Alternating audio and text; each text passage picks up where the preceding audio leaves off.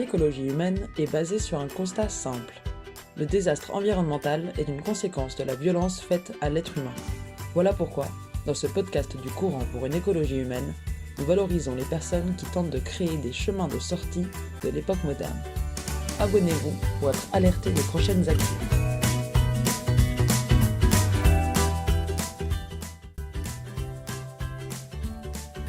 En février 2023, nous avons eu le plaisir de rencontrer Anne de Pomereux.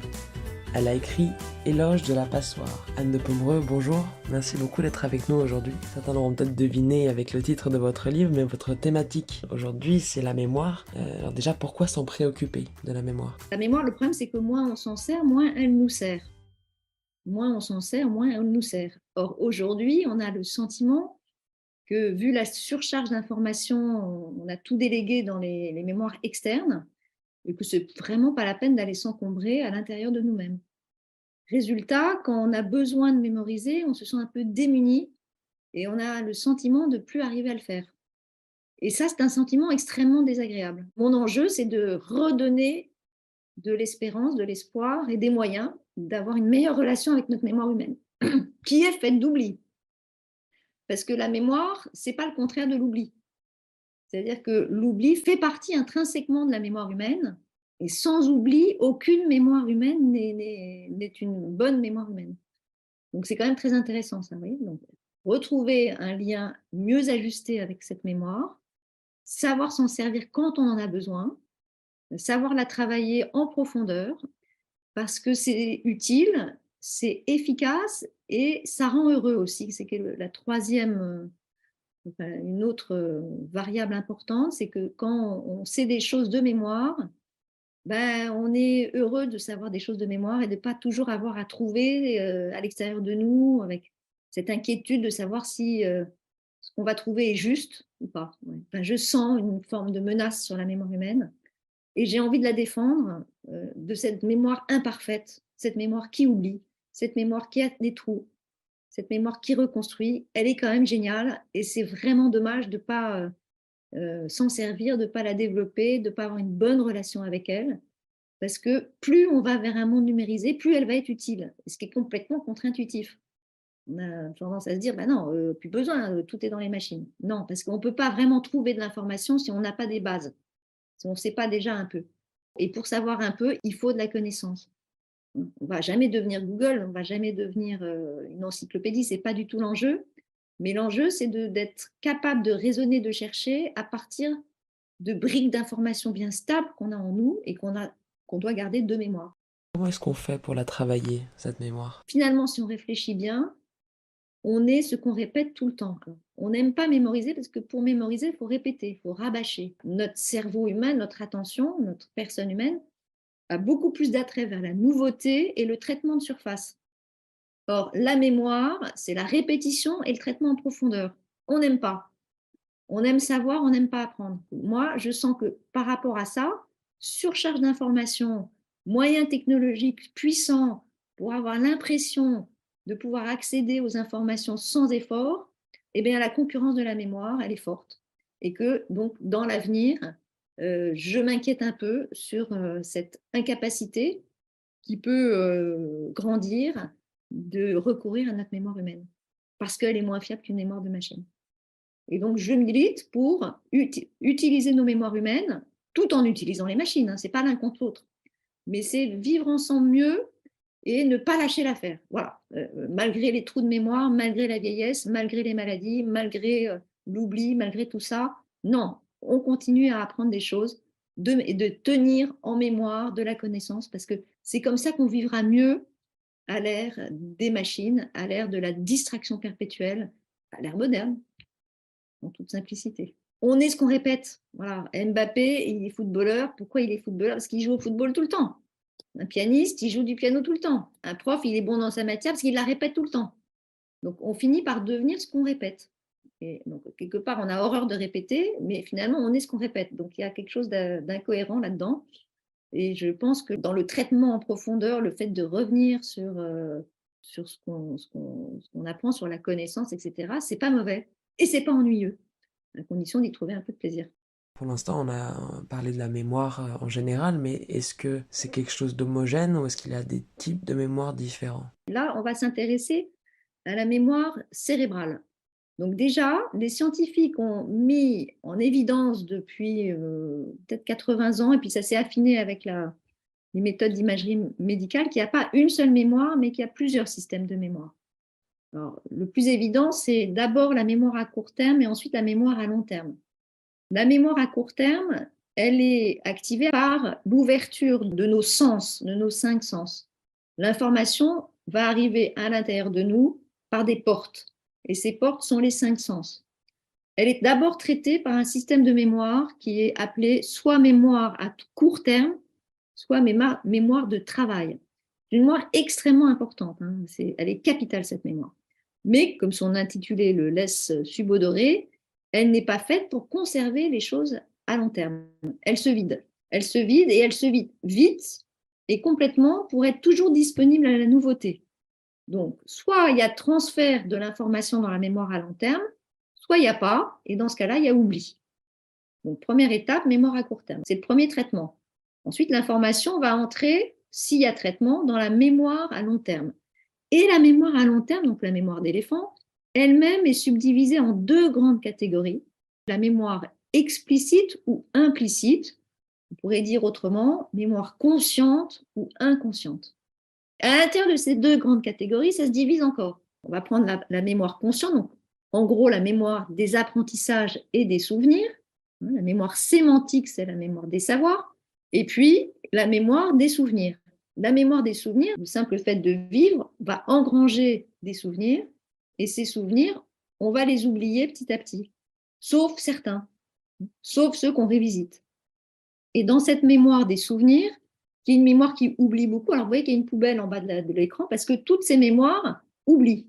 Et c'est tout à fait normal. Hein. L'oubli fait partie de la mémoire, encore une fois. Et dans la mémoire des savoirs, vous voyez que la répétition va ancrer beaucoup. Et le fait qu'on utilise ces connaissances. Si on n'utilise pas les connaissances, donc, on va forcément avoir tendance à les oublier. Pour ne pas oublier, il faut que cette connaissance, cette information soit digérée. Digérée, donc ça veut dire qu'il faut revenir dessus.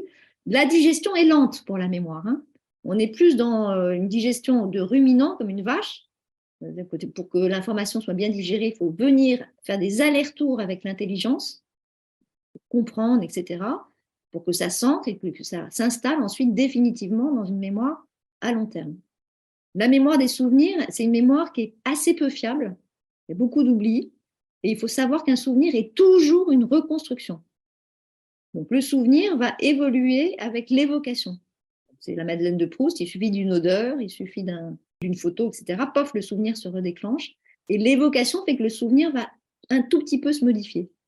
Donc plus on l'évoque, plus le souvenir va être différent de l'événement initial. Prenez un événement auquel vous avez participé à plusieurs, et puis échangez votre souvenir du même événement.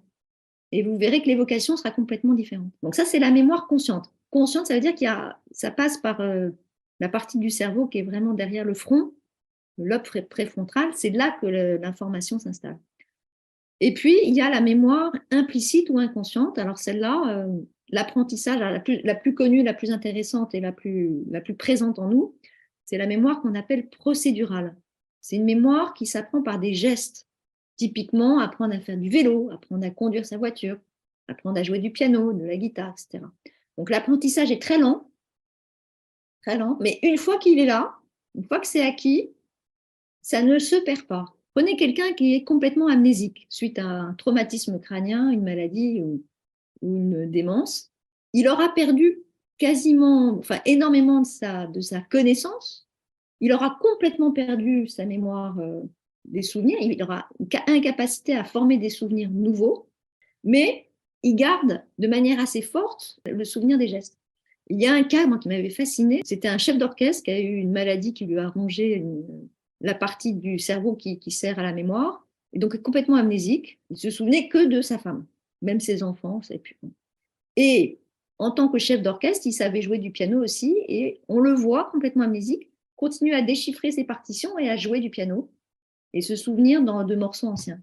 Donc c'est assez fascinant quand même. Hein. Donc, voilà. On n'oubliera jamais comment, par exemple, conduire, ça reste très longtemps. Et les gens qui sont atteints même de la maladie d'Alzheimer, pendant quand même assez longtemps, peuvent se souvenir comment se brosser les dents, comment se coiffer, etc. Puis ils finissent par oublier aussi. Et puis, il y a une dernière mémoire implicite inconsciente, c'est la mémoire des sentiments, la mémoire émotionnelle. Et celle-là, elle est complètement ancrée, même si on a perdu toute forme de mémoire. Donc, des gens très, très, très, vraiment au dernier stade des maladies de la mémoire, savent absolument pas du tout qui est en face d'eux, mais savent s'ils aiment ou pas. Donc, il y a comme un souvenir ancien d'une affectivité qui, lui, ne s'efface pas. On leur dit souvent que, par exemple, pour apprendre une langue, il faut le faire le plus tôt possible parce que quand on est plus jeune, c'est plus facile. Est-ce que c'est vrai de la mémoire en général, ça, que c'est plus facile d'apprendre à un certain âge? L'âge de rêve pour engranger de l'information, c'est l'enfance et l'adolescence, jusqu'à 25 ans. Pourquoi? Parce qu'à cet âge-là, la mémoire fonctionne très bien. Donc, il y a moins d'efforts à faire pour retenir à long terme. Tout le monde peut apprendre une poésie nouvelle, mais ce sera appris plus vite et mieux à 15 ans qu'à 25, qu'à 35, à 45, etc. Sauf si, chez les gens âgés, la mémoire a été très entraînée jeune, en fait. Donc, il y a un effet mémoire, si vous voulez, quand on a été très entraîné jeune, elle reste fonctionnelle plus longtemps. Donc, c'est quand même encourageant, ça aussi. Et ce qui est assez mystérieux aussi, c'est l'amnésie infantile, qu'on a tous connue. C'est-à-dire qu'on n'a pas de souvenir de sa toute petite enfance. Comme s'il fallait qu'il y ait d'abord, comment dire, il faut d'abord installer en fait le langage, et répéter beaucoup, et puis installer voilà, des souvenirs pour que la nouveauté vienne s'accrocher à ce qui est déjà ancien. C'est une autre caractéristique de la mémoire. Tout ce qui est nouveau va chercher un point d'accroche dans la mémoire. Soit il y a, soit il n'y a pas. S'il n'y a pas, ça a tendance à s'effacer très vite. S'il y a, parce que la mémoire fonctionne par association, donc il y a un truc, il y a un pilier, ça s'accroche. Il n'y a pas de pilier, ça cherche des points d'accroche partout. D'où l'intérêt, jeune, d'installer des points d'accroche forts. Donc faire du traitement en profondeur fort, répété et soutenu quand on est enfant. Parce que là, on installe des fondations de mémoire qui vont permettre d'accueillir la nouveauté. Et ça, c'est super important. Et moi, je regrette un petit peu aujourd'hui que les enfants petits, donc primaires, apprennent moins de poésie par cœur. L'exercice d'apprendre des poésies par cœur est extrêmement intéressant pour la mémoire. Alors, pas tout par cœur, hein, pas les cours par cœur, par exemple. Mais les poésies, oui. Et le calcul mental aussi. Il manque de pratique parce que pour mémoriser facilement, il faut pratiquer beaucoup. Il faut pratiquer beaucoup. Et rien à faire. S'il n'y a pas de pratique, s'il y a un défaut de pratique, ça s'efface et on n'est pas sûr de soi et on n'est pas bien, en fait. Parce qu'il y a un effet mémoire qui est absolument génial, c'est que quand on sait de mémoire, donc on est sûr de ce qu'on sait, on a beaucoup d'estime de soi. Ce n'est pas de l'orgueil, l'estime de soi. Hein. Et c'est très joyeux aussi. Parce que quand on arrive à apprendre une longue poésie par cœur, on développe un sentiment de joie absolument intense. Est-ce qu'on peut en retenir que le fait d'apprendre des choses par cœur de manière régulière, ça permet vraiment de travailler et d'améliorer ses capacités de mémoire? Travailler sa mémoire, apprendre des choses par cœur, oui, pas n'importe lesquelles. Prenons des choses qui nous nourrissent de l'intérieur, hein, qui vont nous faire, quand on va traverser des situations, on aura des mots écrits par des grands auteurs, ce pas les nôtres, parce que les nôtres, ils n'ont pas cette capacité de transformer les situations en beauté. Et ces mots-là vont nous résonner, en fait. Donc, il y aura une vibration et ça donnera un sentiment de plénitude, de sens et de bonheur. Donc, c'est super important. Pour travailler la mémoire, il faut accepter de dépenser du temps. On est très avare de notre temps. Hein. On n'aime pas le donner. On se le laisse piquer, par contre, sans problème. Hein. On se le laisse dévorer par énormément d'activités qui ne nous nourrissent pas de l'intérieur, qui sont que du traitement de surface. Et donc ça, on se fait dérober notre temps et notre attention. Pourquoi? Parce que c'est plus facile et l'attention, elle sera toujours OK de donner des choses, de donner du temps quand il n'y a pas de traitement en profondeur, quand c'est fastoche, quand on rate pas, hein, quand on n'est pas besoin de se concentrer. Ça, elle est OK. Et vous dites à l'attention, OK, maintenant tu vas apprendre une poésie de 2 pages par cœur. Ouais, pas OK. Bizarre, hein? Mais pas OK parce que ça demande un effort. Et qu'on est dans une société où on peut avoir beaucoup sans effort. Alors pourquoi faire des efforts pour avoir moins? Pourquoi? Parce que ça rend plus heureux. Et puis ça crée de la vraie connaissance en profondeur. Et pour une personne qui, admettons, n'a justement pas eu beaucoup l'opportunité de travailler sa mémoire dans le passé, comment est-ce qu'il est possible de renouer avec sa mémoire et comment? Comptez sur elle, même si ça ne marche pas, même si elle a des trous. Allez faire vos courses sans votre liste. Ne mettez pas d'alarme pour les rendez-vous que vous avez dans la journée. Essayez de les conserver de mémoire. Donc, les choses les plus simples d'abord et ensuite un peu plus sophistiquées. Donc déjà, comptez sur elle pour les petites choses du quotidien. Et puis, il y a un petit exercice tout simple qui marche très bien, c'est de faire un retour le soir. Voilà.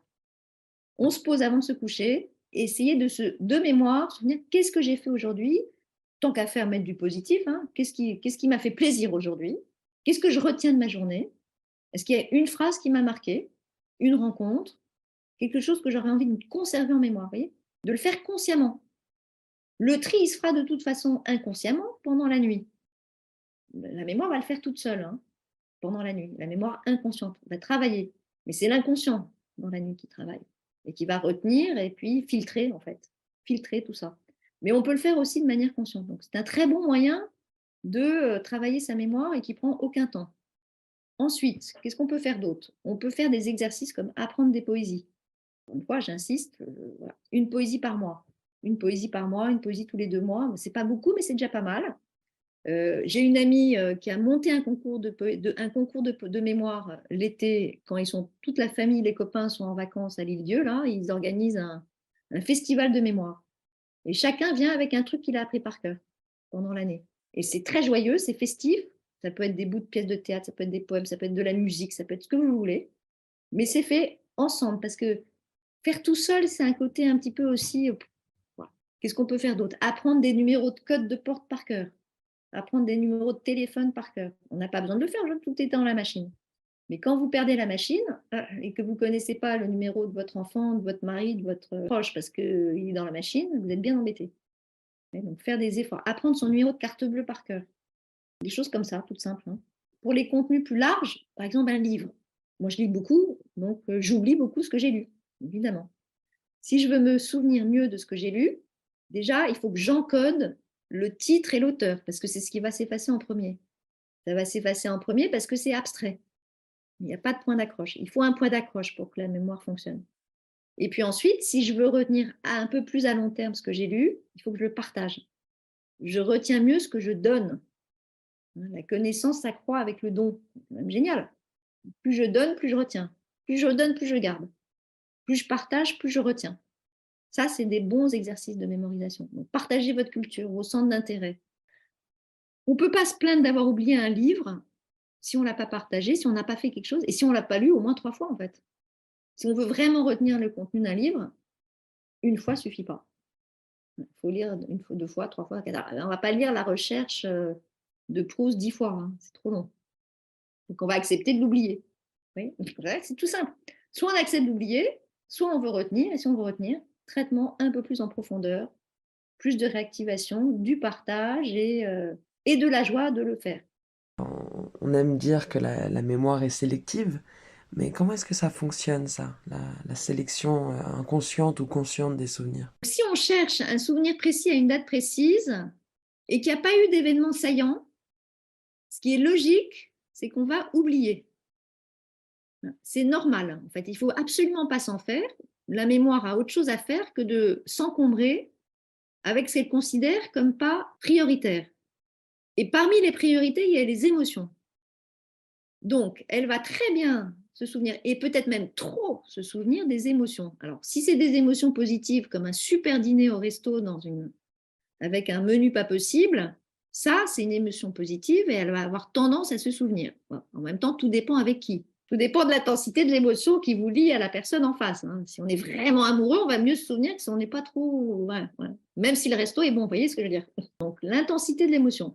Si c'est une émotion forte, négative, comme un traumatisme, hein, on a assisté à un accident, un attentat, ce que vous voulez, là, le souvenir, il est pratiquement ineffaçable. Mais il est traumatique, donc c'est un problème. Et il faut se faire aider pour oublier. Il y a des moyens d'oublier. Donc, si je reviens au 19 avril, ce qui est logique, c'est que s'il n'y a pas eu d'événement saillant, vous n'allez pas vous rappeler de ce moment-là. Si je vous demande le 19 avril 2000, non, j'ai dit le 19 avril, je me trompe, 15 avril. 15 avril 2019. C'était donc il y a presque 4 ans. Si je précise que le 15 avril 2019 à 19h, il y a eu l'incendie de Notre-Dame. Événement saillant, impactant, émotionnel, fort et collectif. C'est aussi un autre truc qui va faire que le souvenir va être plus fort. Alors aussitôt, bizarrement, je ne me souviens pas de ce que je faisais le 19 avril 2022 à 19h, mais je me souviens très bien de ce que je faisais le 19 avril 2010, le 15 avril 2019 à 19h, parce que c'était l'incendie de Notre-Dame. Et vous voyez, comme un événement fort, le souvenir s'accroche parce qu'il y a eu un événement fort émotionnel. Quel pouvoir d'action a-t-on réellement sur notre mémoire, que ce soit dans la sélection des souvenirs ou dans la quantité d'informations qu'on va pouvoir conserver? On peut agir sur la mémoire indirectement, sans travailler la mémoire elle-même. Et pour ça, il y a plusieurs choses qu'on peut faire qui sont assez faciles et qui sont bonnes non seulement pour la mémoire, mais pour la santé en général. Première chose, bouger. Bouger, bouger, bouger, bouger. Alors, bouger, ça ne veut pas forcément dire faire du sport. Ça veut dire bouger. Donc, marcher, c'est très, très bon. D'ailleurs, les gens qui ont beaucoup de mémoire marchent beaucoup. Je ne sais pas si vous avez fait le lien, mais les acteurs de théâtre, en général, qui ont des grands textes à apprendre, ils l'apprennent en mouvement. Bouger, c'est super important. Deuxième ingrédient, bien manger. Il y a des aliments nocifs pour la mémoire et des aliments bons pour la mémoire. Bon, c'est les mêmes que pour le corps, donc vous les connaissez tous par cœur. Hein. Des oméga 3, des légumes, pas trop de sucre, pas trop de sel, pas trop de viande, tout ça, tout ça, tout ça. Des fruits rouges, du brocoli, du thé vert, du curcuma, enfin, tout ce qui est anti-inflammatoire en fait. L'alimentation anti-inflammatoire. C'était le deuxième. Troisièmement, et c'est peut-être encore plus important, c'est avoir des relations sociales. Vous mettez quelqu'un d'âgé qui perd un peu la tête dans un EHPAD, il ne bouge plus, il mange mal, et il voit que des gens de son âge qui sont aussi un peu fatigués, mais c'est une catastrophe pour la mémoire. Non seulement il faut voir du monde, mais il faut voir du monde de différents âges. Des vieux doivent voir des jeunes, et les jeunes des vieux. Et nous, entre deux âges, là, tout le monde. On voit tout le monde. Et plus on a de relations, mieux c'est. Donc, vraiment du relationnel. C'était le troisième point. Le quatrième, plus on vieillit, plus il faut continuer de s'émerveiller de la nouveauté et se laisser bousculer par elle. En général, quand on vieillit, on se recentre, on se raidit un petit peu, on se resserre sur soi, son passé, tout ça. Non, si on veut garder une bonne capacité de mémoire, il faut se laisser bousculer. Apprendre une nouvelle langue, du japonais à 80 ans, allez-y, ça c'est très bon pour la mémoire. Ça ne fera pas de vous un bon japonisant, mais ça va travailler la mémoire. On ne va pas chercher le résultat là, on va chercher le chemin. Donc, la nouveauté et se laisser bousculer par des trucs qui sont nouveaux. Donc, et les gens qui vieillissent bien en général et qui ont gardé des bonnes mémoires, c'est ceux qui sont intéressés par les jeunes, qui sont OK pour discuter avec des jeunes. La nouveauté, se laisser bousculer par la nouveauté. Donc, bouger, nourriture, interaction sociale, bousculer par la nouveauté, sommeil, un bon sommeil, qui a un bon sommeil a une bonne mémoire. Donc, tout ça va contribuer à maintenir une mémoire, mais qu'il faut accepter aussi de perdre, parce que c'est ça la vie, malheureusement. On va aller vers un dépouillement, et puis notre corps, il a moins de muscles, on marche moins vite, on est plus lent, on fait tomber des trucs, on apprend moins vite. En fait, tout ça, ça fait partie du vieillissement absolument naturel, et que quelque part, il faut aussi accepter. Alors, on a déjà parlé des différents types de mémoire, mais j'aimerais qu'on revienne un petit peu là-dessus et que vous nous expliquiez s'il y a une hiérarchie de la mémoire. Et par là, j'entends des choses qui sont plus faciles à retenir que d'autres.